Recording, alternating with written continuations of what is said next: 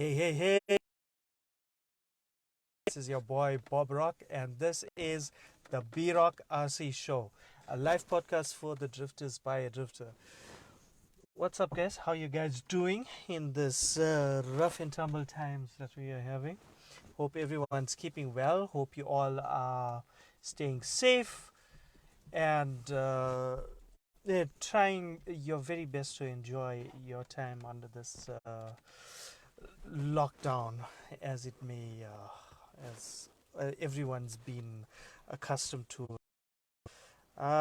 You know, this whole lockdown slash quarantine situation really tends to put things into perspective.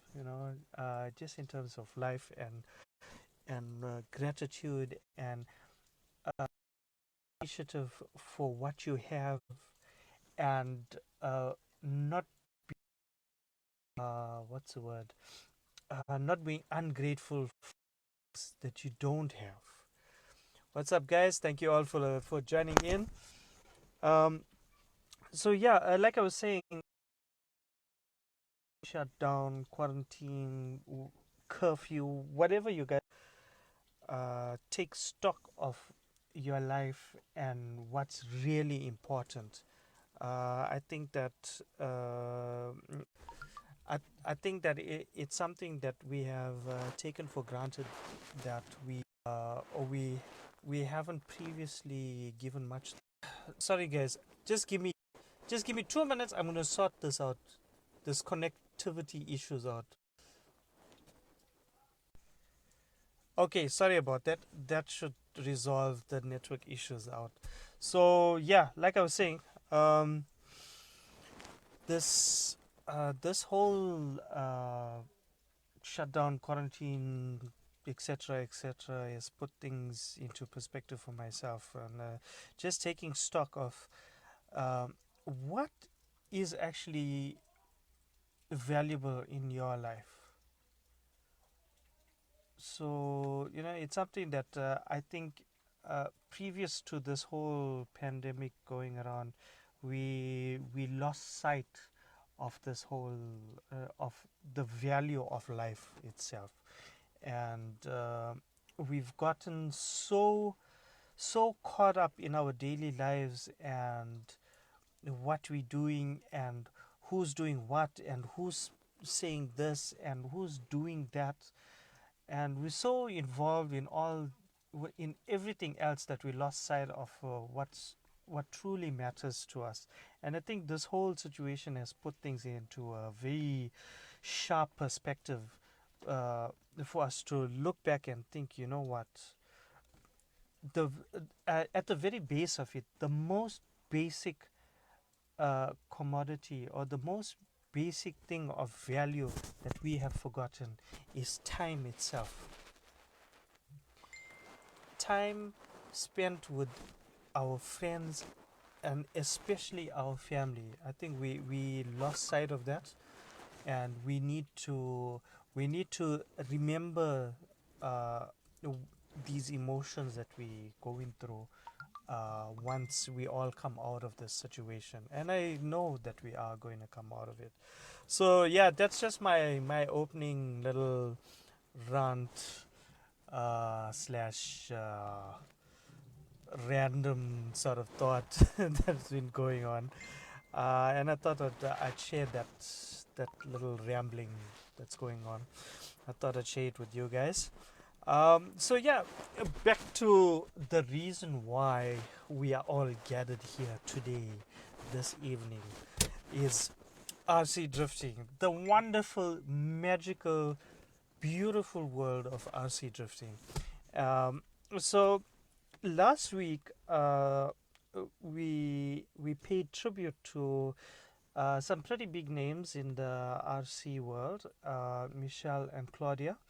As most of you or some of you are aware, um, they have actually taken a decision to step away from RC, either definitely or indefinitely. Who knows? Again, I haven't had the chance to speak to them, But yeah, we pay tribute to them and all the good work they've done, and all, and hosting the World's Championship, a place where dreams came true and memories were made, and uh, it was certainly something that I think everybody absolutely loved and enjoyed, and uh, we all gonna feel a sense of loss with not having worlds coming around so like every year again. But we're going to we're going to sort that out. There's people who are out there who want to continue with that. So I'm hoping that it works out, and wishing everybody, those involved in wanting to get the worlds back up, I wish you guys all the best. You have my full support, and wherever and whatever I can do to assist with that, please let me know.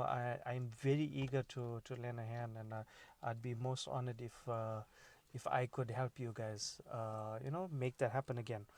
Um, yeah, a couple other things we spoke about was oh yeah, a very fun sort of motto that we got here in South Africa, which is called "Local is Lekker," and "Local is Lekker" means uh, enjoy what is produced in your country. Not saying that whatever comes from other countries is not good, but in these trying times, we need to support our local industry, especially and most especially the RC community, be it drifting or other forms of RC. We need to support our local industries, our local hobby shops, before supporting the international hobby shops, as in international to you. So the motto "Local is Lekker" means just that. Support your local industry first before going out and supporting your international preferred stores. That's the only way everyone's going to come out of this whole situation.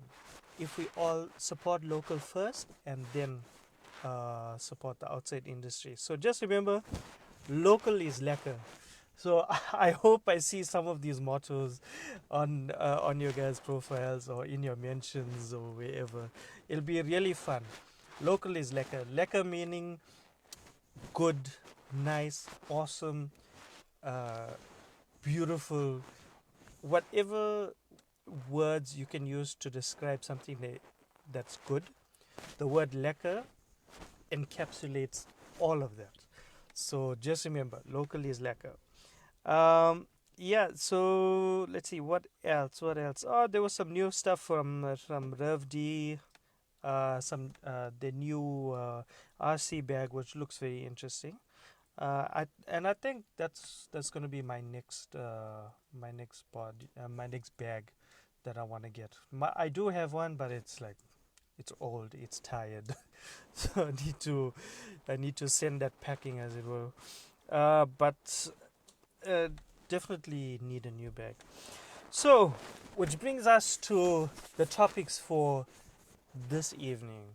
Uh, I want to start off with a little something from coming out of I think Japan. I think that's where they're based. Uh, that's from Wrap Up Next. If you guys haven't seen, I've shared it on my profile, and I'm sure some of the other guys have shared the news on some of the worldwide RC groups. Wrap Up Next is going to release very soon a new Nervis chassis called the Nervis R. So it's a rear mount. It's a rear high mount, high motor mount chassis, but the motor, in true Wrap Up Next form, sits. How can I put it? Perpendicular. No. Well, it's on a horizontal. No, sorry, it's on a damn. I'm sorry, I'm getting tongue tied. Yeah, it sits straight on the motor in line with the parallel to the main chassis plate. Yeah, that's the best I can describe it because I can't find the word to describe what I'm trying to say about that motor placement. But basically, it's a high motor mount that sits behind the shock tower. Very very interesting design. So your pinion sits on top of a smaller, what looks like, I think you'd call it an idler gear, which then sits on the main spur, if you will, and that drives the whole car. It's an open rear diff, and it looks very very interesting. Uh, my concern, though, and I've made this comment on one of the posts, is that the ESC placement is a bit of a concern. So, where exactly are you going to place the ESC? Uh, Someone mentioned that the ideal thing would be to place the ESC at the rear, obviously behind the motor and on the diffuser part of the chassis, if you will. The problem with that is it's going to make the chassis very very rear heavy, and I don't think it's gonna work out too well.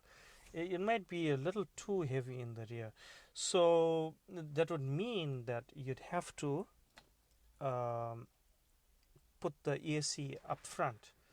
Now there is that upper deck which you could place the ESC on, so that your motor wires aren't like hectically long and winding and untidy.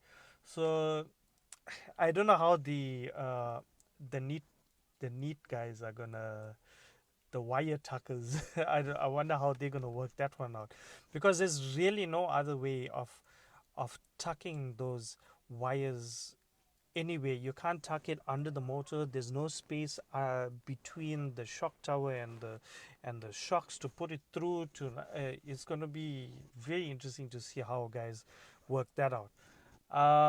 Let's see. The servo sits up front, of course, and sits sort of upside down like the new, like the Yokomo style, the SX style, with the, you know, with the servo sort of on the upper deck but upside down for a more direct connection to the that curved rack that they have there.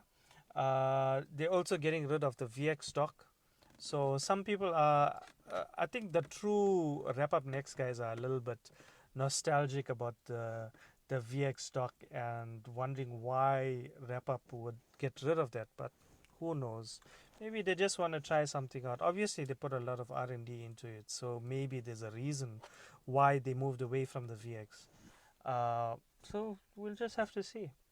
Um, the one thing I did notice today when I was looking back on it, though, is uh, the motor mounts for the uh, yeah, for the motor itself, for the chassis, they're all adjustable, which means you can change your either the spur or that idler gear and everything. So it allows you to, for those gears to move up and down, which, so at least it enables you to change your FDR, which is going to be, which I think is fantastic. It's a very again, like I said, it's a very interesting design, and I'm looking forward to seeing that chassis run. And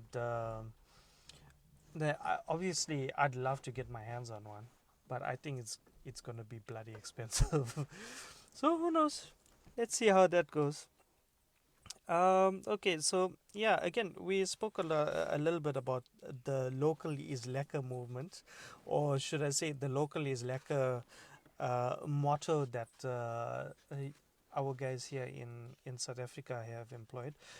That that motto came about a few years back as a as sort of an encouragement for the local population or the locals to support locals, and it came about also with the tourism campaign to highlight everything that's good about SA. And believe me, we have so much that's good about SA. It's just a shame that there's a few bad apples that's ruining the image for everybody else. But more on that another day. Thank you once again, everyone who just joined in. This is the B-Rock RC Show, a live podcast for the drifters by a drifter. We just finished chatting a little bit about the new chassis coming out from Wrap Up Next, which is the Nervis R. I see they basically they also climbed aboard um, the R in inverted commas the R sort of trend. We're running the rear motor. Um, what's the word? Sort of a rear motor layout. Yeah, that's it. And it looks like a very exciting chassis. So, fingers crossed. I'd like to get my hands on one, but you never know. We'll have to just see how that goes. Um, on to the next topic, and I really, really have to speak on this because it's something that I'm starting to see more and more often every day, and more than twice, three times a day on these worldwide groups. Hey guys, hey Wolf. Okay, so Garrett says I'm seeing lots of micro rear wheel drive chassis available. Is this a new trend? Um, I'd say, look, that part is going to tie into what I'm going to talk about next.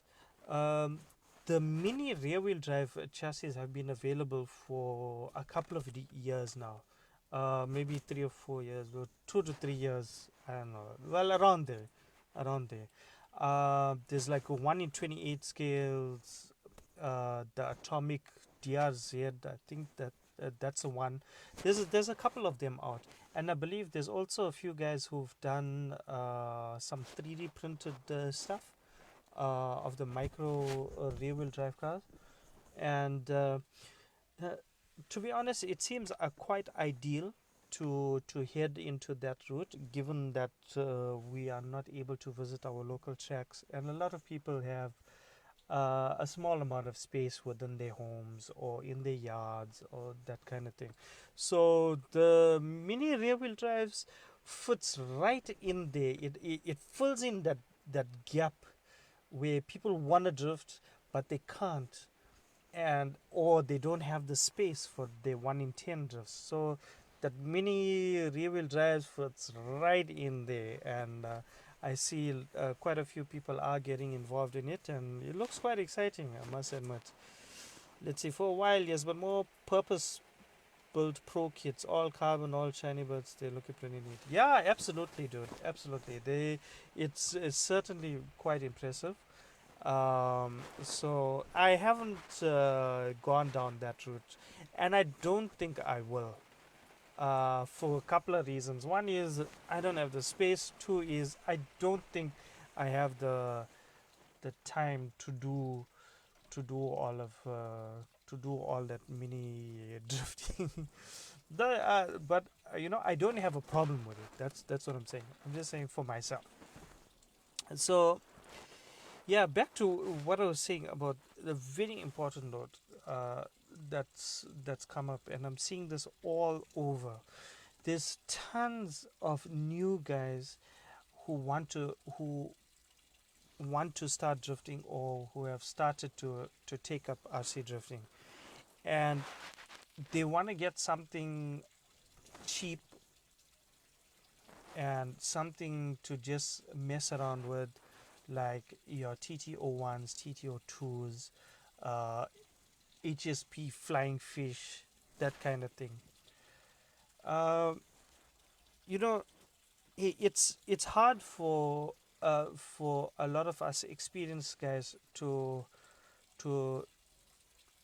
not tell you in a harsh way that it's not a good idea to go with that route, but at the same time, and this I'm talking for myself and based on my own experience that all these guys that want to go with these cheap drifters, we gotta look after them. We can't just chase these guys away, because out of 100 of all the people that I've seen wanting TTO1s, TTO2s, and those kind of entry level cars, there's gonna be about like 20% of them that's gonna follow through and actually after once this whole lockdown is done, those that 20% we're gonna see at the local tracks.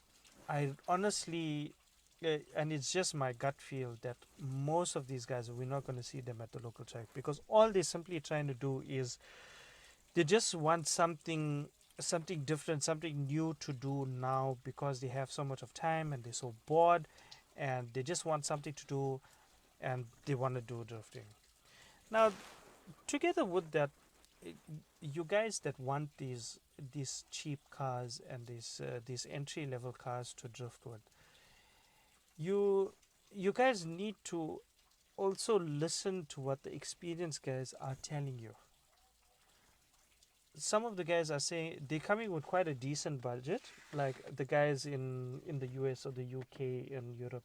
Some of them have like maybe €300, $300, 200, $250 to get a basic sort of a startup chassis going, and that's more than enough for you to get a pretty good, decent rear wheel drive, purpose built, purpose designed chassis, all in. Set it up. It'll set up very easily, where which you can follow and go and drift, and you will enjoy it, and that will make you come back and drift.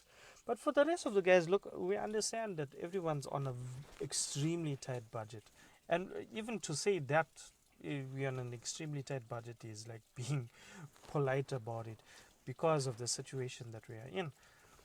um, but you can't buy $100 kit or R1,000 kit and expect it to drift like those drift videos that you see on YouTube or on Facebook. It's extremely hard. You're going to do a lot of work on those cars, and even then, it's not going to drift the way you want it.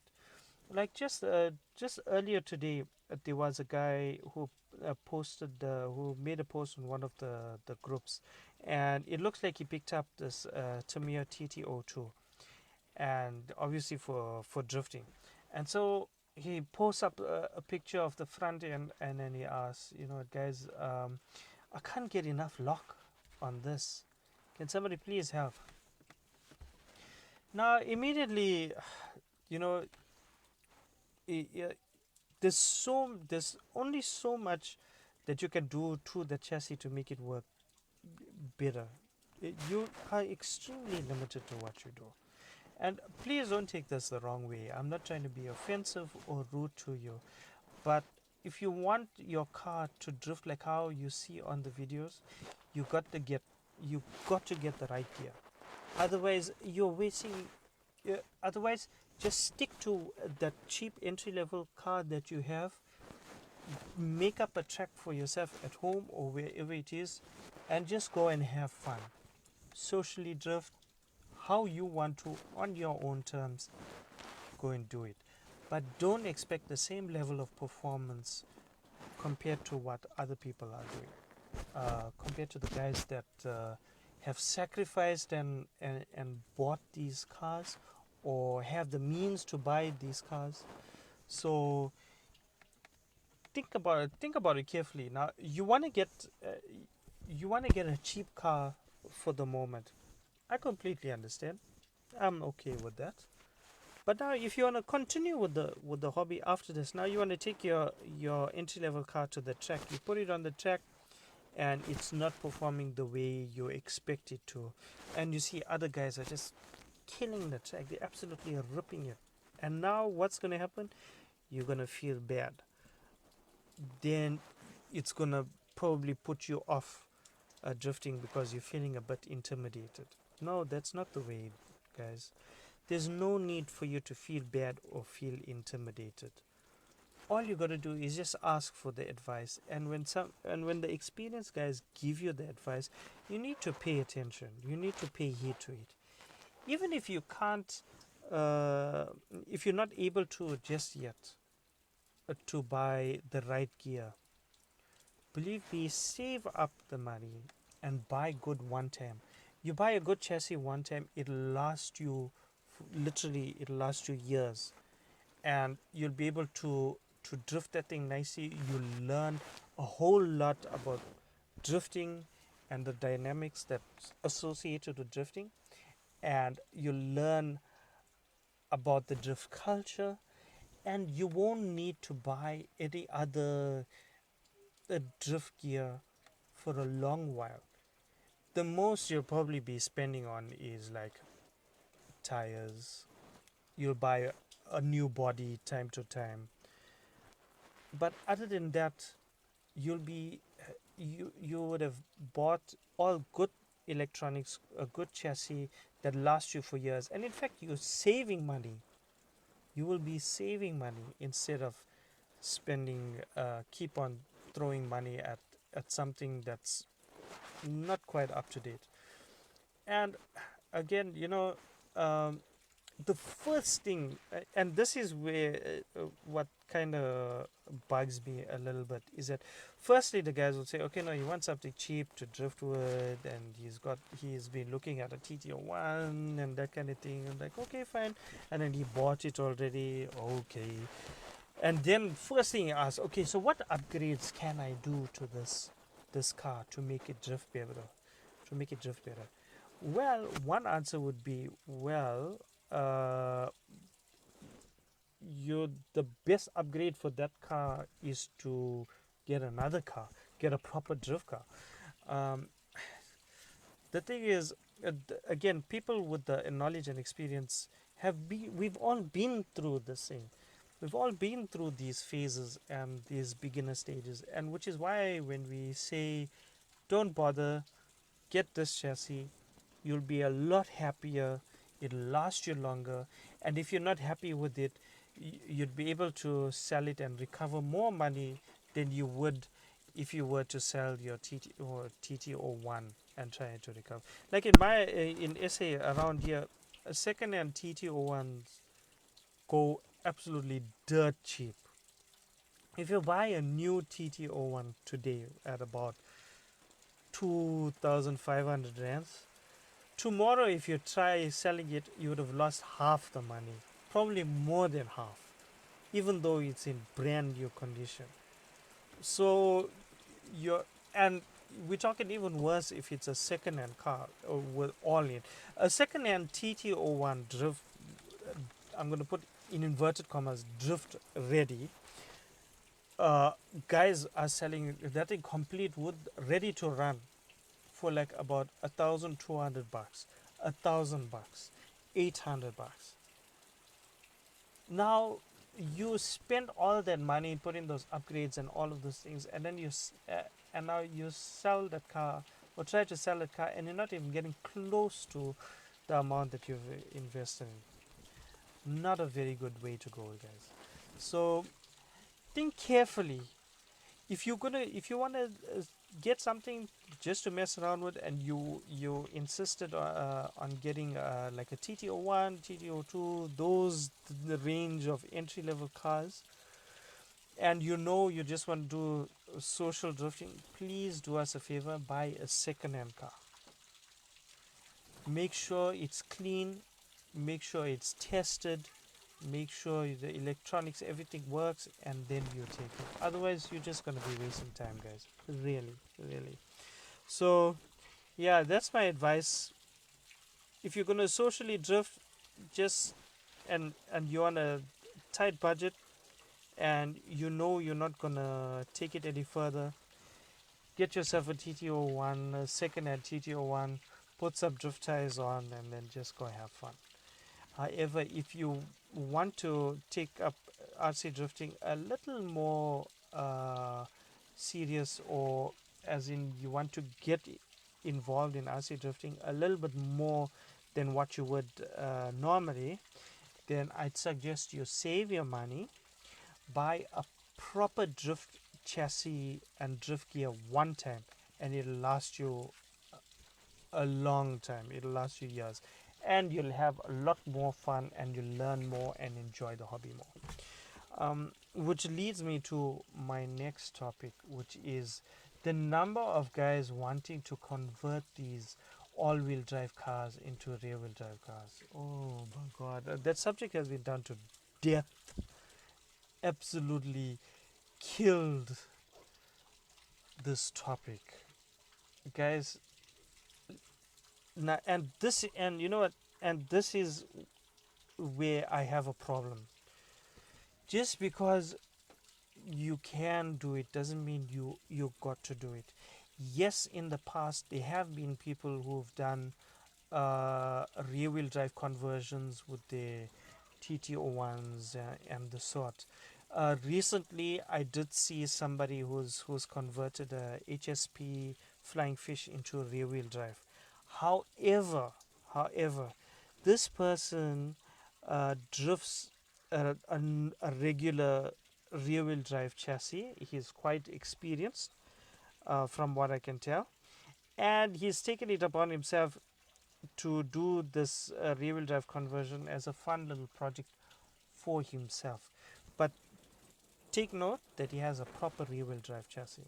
Now, to the rest of the guys that wants to do this uh, all wheel drive to rear wheel drive conversion, your HSP TTO1 rear wheel drive conversion, please, guys, I beg you, please don't go down that road. It's a nightmare. It's a huge amount of time and effort and trial and error and money involved into trying to convert this chassis. Don't be adamant about it. The reason why we're telling you don't go down this road is because a lot of the guys have been down this road. You, as a newbie just coming into the hobby, and you just got this all-wheel drive car, but you like rear-wheel drive car, and you've heard from a number of people, oh, just take out the front shafts, the front drive shafts, and then you'll have a rear-wheel drive car. Guys, that's far from the truth. Far from the truth. Your rear-wheel drive chassis has a lot more going for it than meets the eye. Firstly, you got to have a full understanding of the dynamics and the mechanics of a rear-wheel drive car. Just to You got to understand all of that just to tune and set up your rear-wheel drive car properly before even attempting a rear-wheel drive conversion. The amount of modifications you have to do to that all-wheel drive car of yours is crazy, and it's a crazy amount of time, and you have to be precise with all of your conversions, otherwise it's never going to run properly. Excuse me. Let's see. Okay, so Garrett says the other problem is for the guys wanting to get into it but don't have the money to spend on a yoke. A TT1 is the best way to put you off. If you understand what you're looking for out of a rear wheel drive car, you understand that geometry, it's a different story.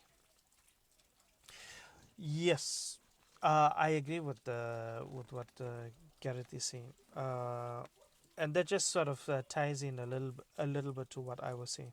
So Garrett has a Evo chassis that he's converted to run rear wheel drive car, and I've personally driven this car, and it runs extremely well. So even for me, that his car rear wheel drive runs really really well.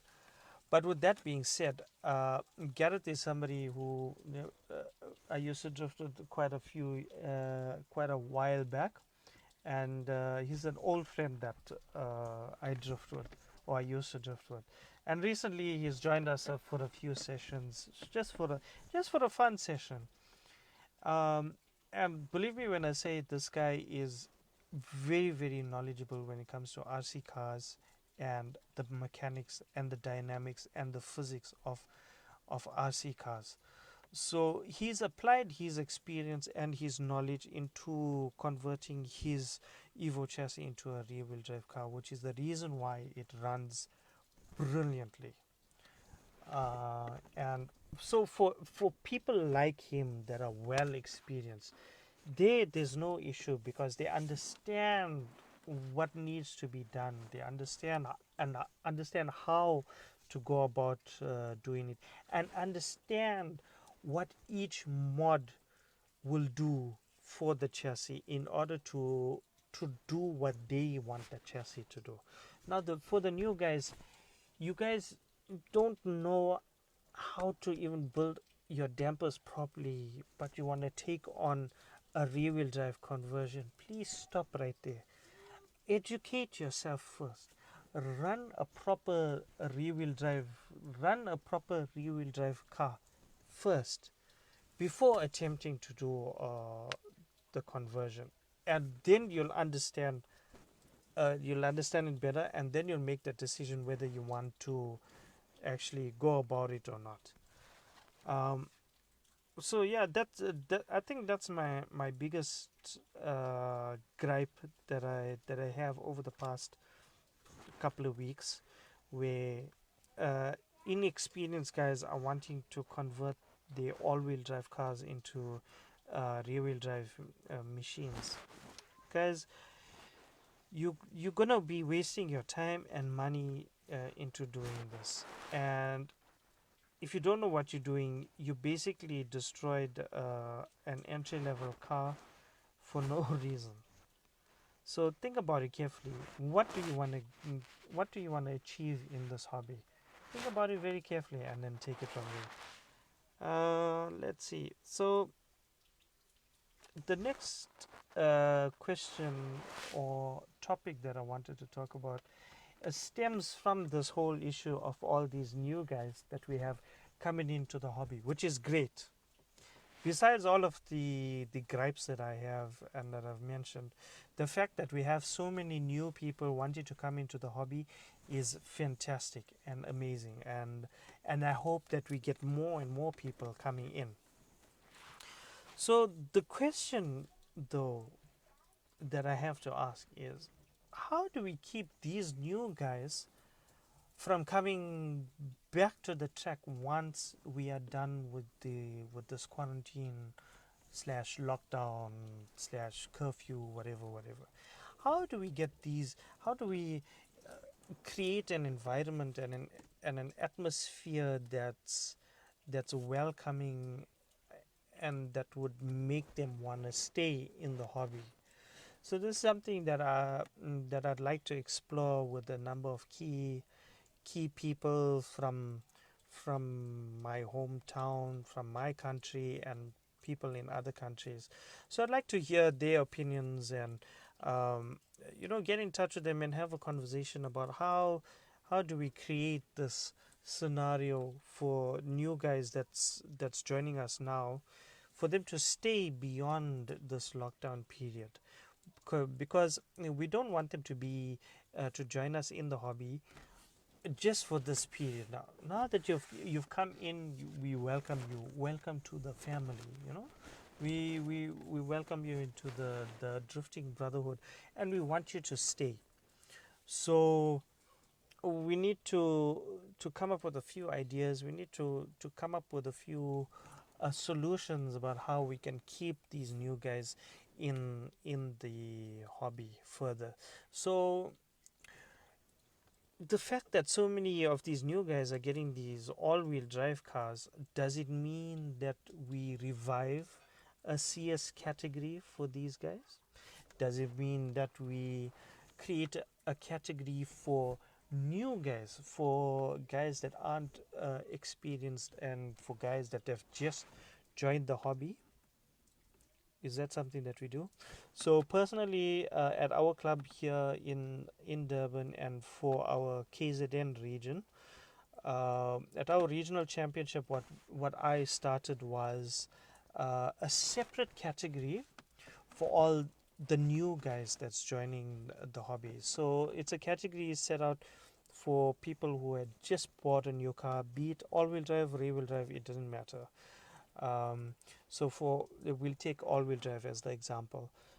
So for all the new guys that have just gotten cars and just joined in and want to get involved in the hobby, I've encouraged them to come and participate in our regional championship, and with that, I gave them their own separate category, which is like a newbie category that's designed only and specifically for new guys that are wanting to drift and wanting to get into the drift.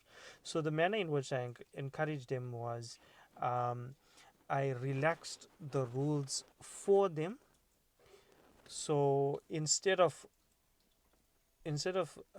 starting with the total and then reducing that by the number of mistakes I made, we started off with 0 and then giving them points for the things that they do good. So if they drift and they hit a so if they drift and they hit a box or they hit a clipping point the correct way, then we score them on that. However, if they spin out or if they crash out, then we don't penalize them for that, but only for this separate category we do this. And the other way I encouraged them was by explaining to them how their skill levels will pick up if they are in a competition situation, and how much more and how much quicker they will learn if they're in that kind of sort of environment. And I must tell you that the few guys that have joined us, each competition, each regional day, they've improved a whole lot more and a whole lot more. And each time they're getting out there, they're getting better. And each time that I see them getting better, I'm encouraging them at the same time. So I'm telling them, okay, so guys are getting better now. Okay, so now you need to start looking at this kind of setup. You need to start looking at how you do your dampers, at your steering lock, your balance, your ride height, etc., etc. All of these things that help better tune your chassis.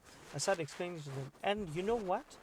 They actually paying more attention to that, and it's helping them get better, and they're getting it right, and they are enjoying it more, and they themselves are spreading the word around like, hey, I'm at this club, the guys are super helpful, we're having so much of fun, and check this video out of me drifting, see, this is how I started off, look at me drifting now.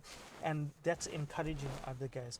So I think that for us here in Durban, that's a formula that's starting to work, and it was starting to build momentum up until we got hit with this pandemic. So it's going to be a bit of a restart once we get back into things, but I'm quite confident that it's going to be good. It's going to be Lekker. So perhaps those of you in the other countries, perhaps you could try doing the same thing and seeing if that sort of formula works. So obviously the end game now is to get everybody to rear wheel drive, because that's the natural progression and the natural sort of evolution of RC drifting. Even if you drift all wheel drive, you sort of want to get you do want to eventually get to rear wheel drive. Hey, what's up, Andre? Thanks for joining in, bro. So I've heard from a number of people saying that a number of rear wheel drive drivers actually drift CS as well, just to keep their skills sharp, which is very interesting because let's face it, CS compared to rear wheel drive is harder. That whether you agree or disagree, I don't know, but from my experience and from the numerous amount of people that I've spoken to, CS is harder to do properly than rear wheel drive. So perhaps it's for that reason that some of these guys actually still keep doing CS. I know for myself, when I changed over from CS to rear wheel drive, I actually found it so easy to get to rear wheel drive. I really did find it a whole lot easier to get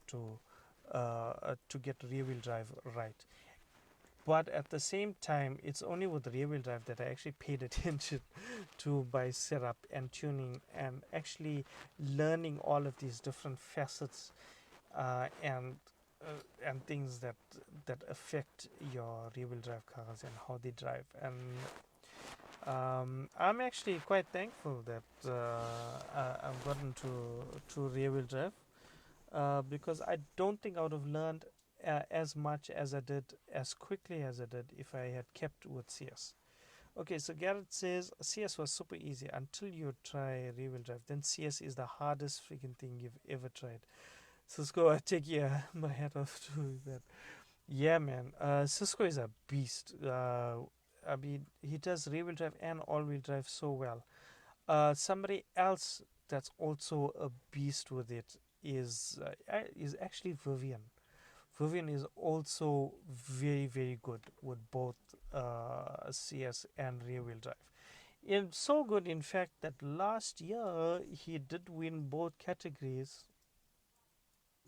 So he's the current SA rear wheel drive champ and all wheel drive champ.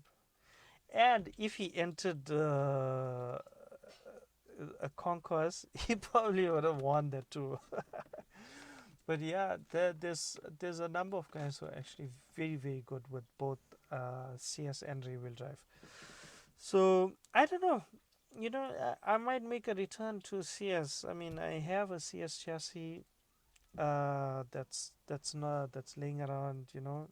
It does need a little bit of work to get rid of some of the play there, but luckily now, with the knowledge base that I have, I'm able to probably set that chassis up quite nicely. So I don't know. I might do it. I might just do it. So we'll see from there. Yeah, man. So that's pretty much all the topics I had for today. On all the stuff that I wanted to talk about. But I just want to go back to one thing um, that my friend Rob Nick had mentioned in the beginning of this podcast. He says, "Stop being hard on yourself with your Supra. Just send it, bro." I will admit, I will admit, I have been very hard on myself about my Supra. The pictures, believe me, the pictures make the car look good. It's not picking up the flaws like the bad paintwork, the uh, the the untidy design, the untidy masking, uh, the the untidy accessories which haven't been fitted on quite well, which is why it's not sitting so flush and looking so good. And then there's some cut lines you can see from inside that scratch the body. And then I thought I could salvage it, and I threw a few light coats of the iridescent pink and gold over the body, and I didn't bother to check how much of paint was left in the can, and it kind of spat the paint out, so there's a little bit of blotching. But because the paint is so light, you can't really pick it up. However, you do see a bit of shine in there, sort of a pearl effect, which is quite interesting, which is not too bad. But still, the reason why I hold myself to this high standard is because I know, it's because I've experienced all of these things and I know how to do these things. And so for some, I just believe that, and this is just a personal belief and not something that I hold anybody up to as well. It's just that I believe that for myself, the fact that I have this knowledge and this amount of experience, I should be able to produce something that's that's in line with that level of knowledge and experience, if you get me. So same with my drifting. That's why I'm hard on my drifting as well. So for the amount of knowledge and experience that I have, my drifting needs to be in line with that. So which is why I'm so hard on myself when I don't get it right. Let's see. Garrett says you just need to set yourself a day where you worry about nothing else but your shell and come use my stuff. I will definitely take you up on that, my bro. I will definitely take you up on that when I do, and when things sort of come right. I will take you up on that. Another friend of mine called me earlier today, and he gave me a few nice tips about spraying and cutting and stuff like that. And his work is actually impeccable. He does some of the best street style shells I have seen in a very long time. In a very long time. Yeah, his work is amazing, and so I appreciate that the call and him giving me that advice. Yeah, so that's been my week and a few of my rants and stuff. So I hope the show wasn't too boring for you guys when I went over that whole little HSP entry level what kind of kind of jobby there. Um, and hopefully you guys will. I don't know what's the words. I'm kind of lost for words right now. But anyway, yeah. I hope everyone stays safe and that we all try and stay positive in this very negative uh, atmosphere that we're experiencing at the moment. I know that being sort of almost house arrested at the moment is driving a lot of people crazy. But try and keep yourself calm. Try and find something that'll sort of relax your mind, and calm yourself down. That you're able to just just be chilled out at home, and try not to take it out on your family and your loved ones, and you're gonna be just fine. I know a lot of people here in SA are experiencing a very, very, very rough time, especially with income and especially with work. But don't worry, guys. We're gonna come out of this okay. Everything's gonna be okay. Yes, it's gonna be very rough for the next few months, but we can persevere. We will come out of this, and you will be better people out of this. I wish you all well and many happy hours with your RC. Looking forward to seeing some of the new projects that you guys are busy with. I've seen quite a few, and I hope I can get to chat with some of you guys soon about your projects. I think next week I'd like to get a few comments from, or personally speak to some of you guys and get your opinions about what's going on in the RC world in your part of the world. Um, as a parting mention, I'd just like to say thank you once again to all of you guys who are listening in. I really appreciate it. And one special mention is for my friend Daniel Harris, or my friend Daniel Harrison, Harrison. Anyway, from the UK, my boy Dan. His track, Rat Trap, and all those guys that are helping trying to keep that track open. Guys, please, we can't have another track closing down. Even though it's in the UK, and I mean we are all over the world, but please, whatever you can do to help keep these guys track open, please lend a hand. Try and show your support for the track. These guys are amazing at what they do, and this situation has put everybody in a very awkward and unnecessary position. And that's a really is a nice track, and I don't think it's one of the few tracks in the UK. So we don't want Rat Trap closing, guys. So please show your support to Daniel. Join the group. Ask them what you can do to help them out, and I hope that it remains open. So thank you once again to all you guys, and thank you so much to you, Bob and Seb, for always tuning in and always listening in. And thank you so much for your support. I really appreciate it. You guys spur me to keep doing this show. Um, I honestly I don't get a lot of listeners. I don't get a lot of viewers, but I do it for because I love this hobby, and I do it because I love spreading the word of RC drifting around.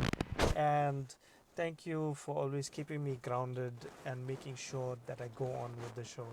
So thank you all once again for listening in. I really appreciate it. Keep on RC drifting. You guys can follow me on Facebook, because you're already following me. But you can catch me on Instagram at Bob_rock. If you follow me, I follow back.